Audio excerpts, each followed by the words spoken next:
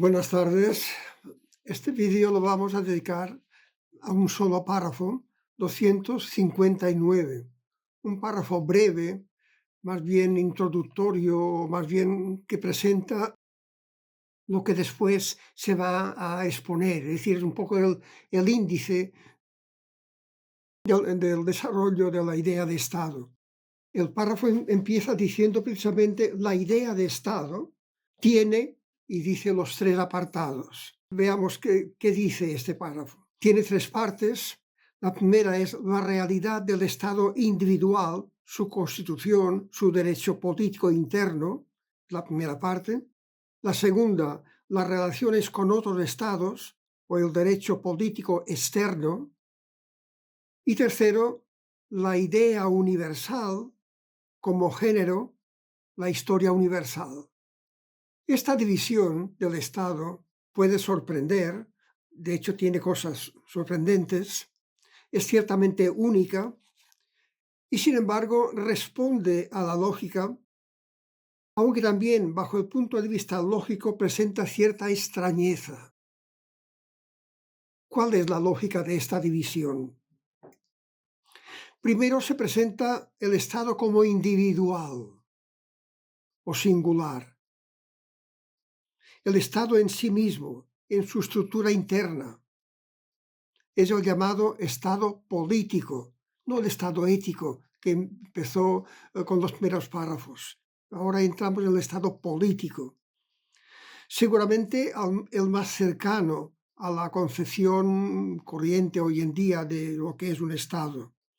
En este apartado se tratan los poderes del Estado, que no son los tres que actualmente se consideran tales, sino que son, según Hegel, el poder del príncipe, el gubernativo y el legislativo, en el orden inverso en que los he enunciado ahora. Pero bueno, ahora dejemos esta cuestión.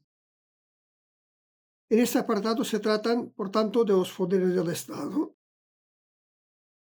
El judicial fue incluido en la sociedad civil, dado que en él se ejerce el entendimiento y no la razón. Es decir, su tarea consiste en aplicar la ley universal que dimana del poder legislativo, obra de la razón, a los casos particulares.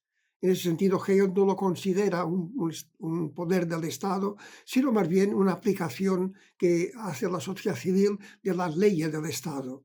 El poder judicial, por tanto, pertenece a la sociedad civil, según Hegel. Una extrañeza ciertamente hoy en día inconcebible.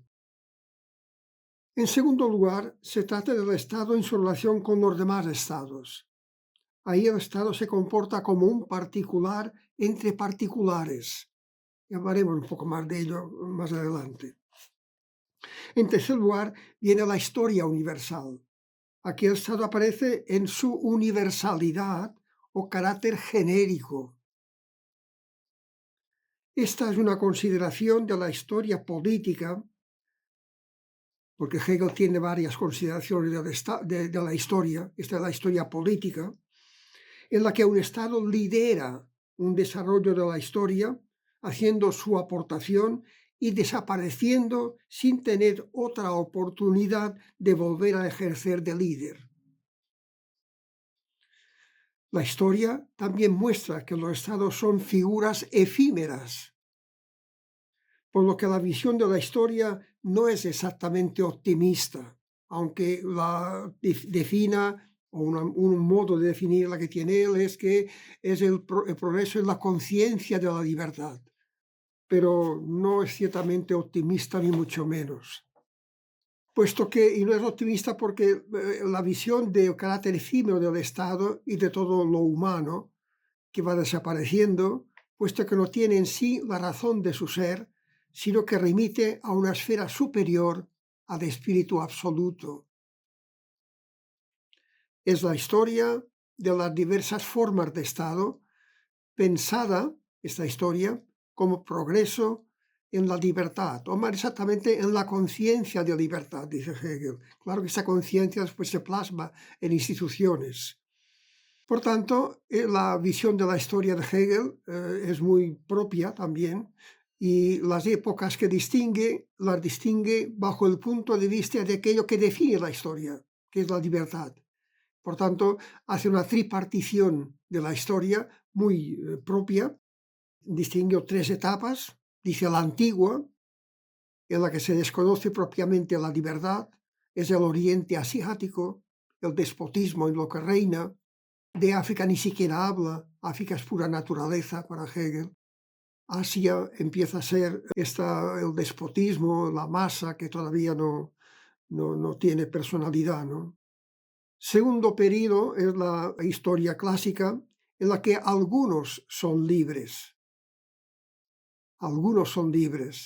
pero no por el solo hecho de ser individuos humanos, sino por nacimiento, educación, méritos, etc. Son los ciudadanos de la polis, o también los ciudadanos del Imperio Romano, lo cual significa que todavía se desconoce la idea de libertad. Es la idea de libertad grecolatina, que por ser limitada quiere decir que aún no ha conseguido el concepto de libertad.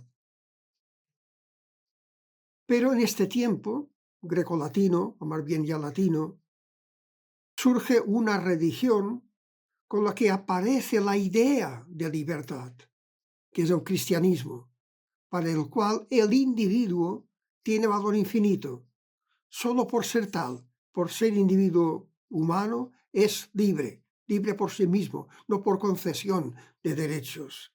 Y tercer momento, que sería la historia moderna, es que esta idea que la religión ha sembrado en el interior del ser humano, como una semilla, requiere pues su tiempo y sus condiciones adecuadas para florecer y fructificar, lo cual, según Hegel, se va a dar con la Revolución Francesa y el surgimiento del Estado moderno, en el cual la libertad va a encontrar su realización política concreta. Una idea, por tanto, que germina en el ámbito que es el propio de la religión, que es la interioridad del ser humano, y esa idea va germinando y va floreciendo hasta completarse, hasta consolidarse en instituciones políticas a partir del Estado moderno, que es el Estado postrevolucionario francés. Lo más curioso es que en la exposición del Estado se sigue un orden lógico distinto del seguido en el conjunto de la filosofía del derecho. En efecto, en la filosofía del derecho se empieza por la particularidad, la persona, y se termina con la singularidad, que es el Estado. Singularidad entendida en sentido estricto como unión de particularidad y universalidad. Mientras que en la exposición del Estado se empieza por la singularidad, el Estado. Se pasa a la particularidad, la relación con los demás estados, es un estado entre otros estados, el derecho externo pone al Estado como un individuo entre otros individuos, y se termina con la universalidad de la historia.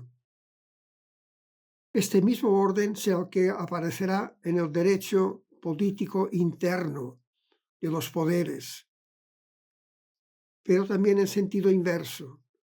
El poder del príncipe es la singularidad, después el poder gubernativo, el particular, y en tercer lugar el poder legislativo, el universal. Esos son los tres poderes.